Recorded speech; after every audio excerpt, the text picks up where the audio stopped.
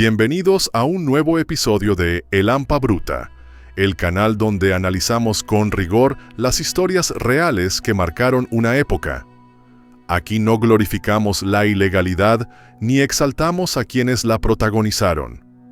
Nuestra intención es comprender, a través de una narración documentada y dramatizada, cómo operaban los entramados de poder que deformaron la justicia y la seguridad en distintos momentos de la historia. En este capítulo exploraremos el ascenso, la consolidación y el colapso del Cártel de los Arellano Félix, una organización que durante años impuso su ley en la frontera norte de México, desde su origen familiar hasta las guerras sangrientas que protagonizaron contra otros cárteles. Esta historia nos revela cómo el poder absoluto, ejercido desde las sombras, puede llegar a fracturarse. Y recuerda, si este tipo de historias te ayuda a entender el impacto real del poder sin control, suscríbete al canal, activa la campanita, comparte y déjanos tu comentario. Así, no solo haces crecer esta comunidad, también mantienes viva la memoria de hechos que nunca deberían repetirse. Y si quieres apoyar un poco más este proyecto, considera unirte como miembro del canal. Y ahora sí, acompáñanos a descubrir cómo los Arellano Félix convirtieron a Tijuana en un bastión del narcotráfico internacional, y cómo su imperio terminó por desmoronarse. El Carnaval de Mazatlán siempre ha sido un espectáculo vibrante de colores, música y fiesta. Pero aquel 10 de febrero de 2002, en pleno día, la zona dorada se convirtió en escenario de un hecho inesperado. Ramón Arellano Félix, considerado uno de los hombres más temidos dentro del Cártel de Tijuana, fue abatido durante un enfrentamiento con la Policía Ministerial del Estado. La versión oficial indica que todo comenzó cuando los agentes intentaron detener un vehículo, un Volkswagen Sedán, para una revisión rutinaria. Ramón Arellano Félix, conocido por su violencia dentro de la organización criminal de su familia, era el ejecutor implacable del Cártel de Tijuana. Su nombre infundía miedo tanto entre rivales como en las mismas filas de su organización. Se ha especulado que acudió a Mazatlán para un enfrentamiento con el Mayo Zambada, aunque no está confirmado ni documentado públicamente. La guerra entre los Arellano Félix y el clan de Sinaloa ya llevaba tiempo encendida. Existió enfrentamiento prolongado entre los Arellano Félix y el clan de Sinaloa por rutas clave. Los Arellano habían dominado la frontera de Tijuana durante años, imponiendo su ley con brutalidad, pero su conflicto con el Chapo Guzmán y el Mayo Zambada estaba llegando a un punto de ebullición. El 10 de febrero de 2002, en pleno día y durante las celebraciones del Carnaval de Mazatlán, una patrulla de la Policía Ministerial del Estado detectó un vehículo Volkswagen Sedán en actitud sospechosa. Al marcarles el alto, los ocupantes del automóvil, entre ellos Ramón Arellano Félix, no se detuvieron. Ramón abrió fuego contra los agentes, desatando un tiroteo inmediato. Durante el intercambio, un agente estatal identificado como Antonio Arias respondió al ataque y abatió a Ramón en la calle Rodolfo T. Loaiza, en la zona dorada. El tiroteo se produjo en vía pública y sin que mediara un operativo planeado o una persecución extensa. Ramón falleció en el lugar.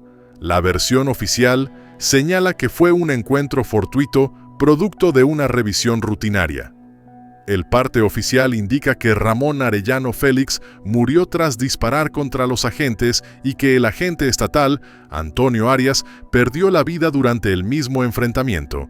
Mientras tanto, Ismael El Mayo Zambada no se vio afectado por el incidente. Algunas versiones no confirmadas indican que podría haberse encontrado en Mazatlán durante el carnaval, pero no existen pruebas oficiales ni documentación que respalden esa afirmación. De hecho, si la especulación sobre un presunto atentado contra él fuera cierta, no hay evidencia. Lo único comprobado es que Ramón Arellano Félix murió en un enfrentamiento fortuito con la Policía Ministerial, y cualquier otro plan, de haber existido, quedó sin ejecutarse. La muerte de Ramón Arellano Félix no fue solo la caída de un sicario temido, sino el principio del derrumbe de un imperio criminal que había dominado la frontera entre México y Estados Unidos durante más de 2 décadas. Para los hermanos Arellano Félix, la estructura de su cártel se basaba en el miedo y la disciplina implacable, y Ramón era el ejecutor de esa visión. Su desaparición dejó un vacío que nadie pudo llenar. Cuando se confirmó la muerte de Ramón Arellano Félix en Mazatlán, el impacto se sintió de inmediato en Tijuana. La estructura operativa del cártel de los Arellano Félix comenzó a mostrar signos de debilitamiento, lo que fue interpretado por sus rivales como una oportunidad estratégica. El cártel de Sinaloa, liderado entonces por Joaquín El Chapo Guzmán e Ismael El Mayo Zambada, ya sostenía una disputa con los Arellano Félix por las rutas de tráfico en Baja California. Tras el deceso de Ramón, esa disputa escaló. Diversos informes de inteligencia y análisis periodísticos señalan que la pugna territorial en el noroeste del país se intensificó a partir de ese momento, marcando el inicio de un avance sostenido del cártel de Sinaloa sobre plazas históricamente controladas por Tijuana. La muerte de Ramón también provocó un cambio en la postura de las autoridades, aunque hasta entonces el gobierno mexicano había sido reticente a enfrentar frontalmente a los Arellano Félix, en parte por el control territorial y la red de corrupción que habían construido en Baja California. El fallecimiento de su principal operador fue interpretado como una ventana de oportunidad. Desde Estados Unidos, agencias como la DEA y el FBI incrementaron la presión sobre México para actuar con mayor contundencia. Documentos desclasificados y reportes de prensa confirman que tras el debilitamiento visible del cártel, Washington redobló sus esfuerzos de cooperación y exigió acciones más decisivas contra la estructura de Tijuana. A lo interno del cártel de Tijuana, la situación se tornó crítica. Ramón Arellano Félix había sido el brazo armado de la organización, y su pérdida desbalanceó el liderazgo familiar. Su hermano Benjamín, conocido por su perfil discreto y enfoque financiero, asumió el mando absoluto del grupo. Las investigaciones federales lo identificaban como el líder principal del grupo desde finales de los 90. Era considerado el cerebro estratégico del cártel, encargado de las negociaciones y del lavado de dinero a través de estructuras empresariales. Sin embargo, su estilo contrastaba con la violencia implacable de Ramón, y esa ausencia se tradujo en una vulnerabilidad operativa. Posteriormente, llegó la captura de Benjamín, lo que fue el segundo golpe al clan de Tijuana. El 9 de marzo de 2002, apenas un mes después de la muerte de Ramón, Benjamín Arellano Félix fue arrestado en la ciudad de Puebla durante una operación realizada por elementos de la Policía Federal Preventiva y la entonces Agencia Federal de Investigación. El operativo fue discreto y se llevó a cabo sin violencia. Benjamín fue capturado en un domicilio particular y no opuso resistencia. Su detención representó un duro golpe a la estructura del cártel de Tijuana. Entonces, ¿cómo fueron los últimos días del imperio del cártel de los Arellano Félix? Francisco Javier Arellano Félix, alias El Tigrillo, intentó mantener el liderazgo, pero la estructura del cártel se fragmentó. Uno de los más duros golpes llegó en agosto de 2006, cuando Francisco Javier fue detenido. La imagen del que en otro tiempo había sido el poderoso líder del cártel de Tijuana siendo escoltado por agentes estadounidenses recorrió el mundo. Ismael Higuera Guerrero, El Mayel, fue un alto operador del cártel de los Arellano Félix en Baja California durante los años 90. Junto a su hermano Gilberto, El Gilillo, formó parte del círculo cercano de Benjamín Arellano Félix. Fue detenido por el ejército en el año 2000 y en 2007, tras ser extraditado a Estados Unidos, se declaró culpable de racketeering, narcotráfico y otros delitos graves. Su captura representó otro golpe significativo a la capacidad operativa del cártel. Según reportes periodísticos de 2022, ambos hermanos habrían obtenido beneficios judiciales tras colaborar con autoridades estadounidenses. Con sus principales líderes tras las rejas o muertos, el cártel quedó a la deriva. La organización que una vez impuso su ley en Tijuana con mano de hierro estaba ahora reducida a pequeños grupos y células menores. Mientras el cártel de Tijuana se desmoronaba, sus antiguos rivales tomaban el control. El clan de Sinaloa, liderado en aquel momento por el Chapo y el Mayo, se expandió agresivamente en la región. La violencia aumentó, la lucha por el territorio se volvió aún más salvaje y Tijuana se convirtió en un campo de batalla donde múltiples facciones intentaban imponer su dominio. Pero había una diferencia crucial. Mientras que los Arellano Félix operaban con una estructura casi familiar y hermética, el clan de Sinaloa tenía una red más amplia, con múltiples operadores que hacían más difícil su erradicación. El narco había cambiado. Diversos informes señalan claramente esta fragmentación en varias organizaciones criminales tras 2006.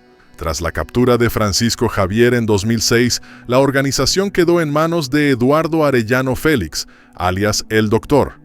Pero la presión gubernamental no cesó, y en 2008, Eduardo fue arrestado en Tijuana. Tras ser detenido en 2008, Eduardo Arellano Félix fue extraditado a Estados Unidos en 2012, donde se declaró culpable y cooperó con las autoridades, lo que le permitió reducir su condena. Aunque solo fue sentenciado por 2 de los 7 cargos, al ser liberado, fue entregado nuevamente a México en 2022. La FGR lo puso a disposición de un juez federal por delitos de delincuencia organizada y asociación delictuosa. Su captura marcó uno de los últimos golpes contra el clan Arellano Félix, cuyos líderes fueron cayendo uno a uno. Ramón asesinado en 2002, Benjamín condenado en Estados Unidos y Francisco Javier sentenciado también allí. Francisco Rafael el Mayor fue asesinado en 2013 durante una fiesta privada. A partir de ese momento, el cártel de Tijuana dejó de ser una estructura vertical dominada por los hermanos Arellano Félix y pasó a fragmentarse en células independientes que disputaban el control de la frontera. El vacío de poder fue aprovechado por el cártel de Sinaloa, liderado por Joaquín El Chapo Guzmán e Ismael El Mayo Zambada, que consolidó su dominio en Baja California. En años posteriores, el cártel Jalisco Nueva Generación comenzó a expandirse agresivamente. Por otro lado, persistieron grupos remanentes que aún utilizaban el nombre de los Arellano Félix, y así Tijuana pasó del reinado del terror a una guerra sin fin. Durante la época de los Arellano Félix, Tijuana vivió una era de terror sin precedentes. La ciudad se convirtió en un punto de referencia del narcotráfico global, con corredores de tráfico de narcóticos controlados con puño de hierro. Sin embargo, la caída del liderazgo histórico del cártel de Tijuana no trajo consigo la paz. Al contrario, se abrió un periodo de fragmentación que derivó en una violencia más desordenada y persistente. La ciudad, que durante años estuvo bajo el control férreo de una sola organización, se convirtió en un territorio disputado por múltiples grupos. El conflicto ya no respondía a una sola lógica de poder, sino a una lucha constante por el control local, donde la ausencia de un mando central provocó una escalada sostenida en los niveles de inseguridad. A pesar de su caída, los Arellano Félix dejaron una marca indeleble en la historia del crimen organizado en México. Fueron pioneros en la creación de un cártel altamente organizado y familiar, con una estructura casi empresarial. Fueron también responsables de la brutalidad extrema que caracterizó el narcotráfico de finales de los 90 e inicios de los 2000. Antes de ellos, los ajustes de cuentas eran directos y calculados. Con su llegada, la violencia escaló a niveles nunca antes vistos. Asesinatos de figuras públicas, masacres, torturas y el uso del terror como herramienta de control. Pero quizás su mayor legado fue demostrar que ningún cártel es eterno. Por más poderosos que sean, tarde o temprano caen. Los hermanos Arellano Félix dominaron el tráfico de narcóticos en la frontera por más de 2 décadas, pero al final, su destino fue el mismo que el de otros capos antes y después de ellos: la muerte, la cárcel o la desaparición. En la actualidad, el Cártel de Tijuana sobrevive en forma de células dispersas, mientras que organizaciones como el Cártel de Sinaloa y el Cártel Jalisco Nueva Generación también mantienen presencia en la región. El panorama criminal se ha transformado. La disputa ya no se limita al control territorial, sino que abarca también aspectos financieros, tecnológicos y operativos, reflejando la evolución del narcotráfico hacia un modelo más fragmentado y sofisticado. Los Arellano Félix se convirtieron en un emblema de una etapa del narcotráfico marcada por estructuras familiares, control territorial directo y un uso sistemático de la violencia como instrumento de poder. Su historia sirve como advertencia. En el mundo del crimen organizado, ningún dominio es permanente. Las lealtades son frágiles y los equilibrios de poder pueden romperse con una sola captura, una traición o un cambio en las alianzas. El declive del Cártel de Tijuana reflejó una verdad constante en estos grupos. Por más poder que acumulen, su final suele ser predecible. A su paso quedan heridas sociales profundas, impactos comunitarios y ciudades que tardan años en reconstruirse. El fenómeno del narcotráfico no puede entenderse solo desde los nombres de sus líderes. Es también un reflejo estructural de contextos donde la corrupción, la impunidad y la falta de oportunidades permiten que estas organizaciones prosperen. Viejas estructuras criminales desaparecen, pero otras nuevas ocupan su lugar. El conflicto continúa, con nuevos actores, nuevas estrategias y una misma realidad de fondo. Una lucha prolongada en la que las víctimas son siempre las mismas.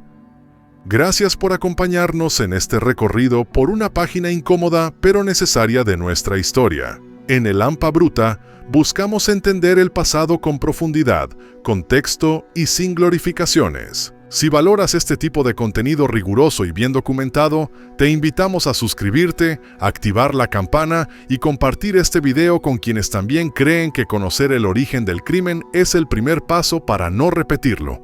Nos vemos en el próximo episodio. Hasta entonces.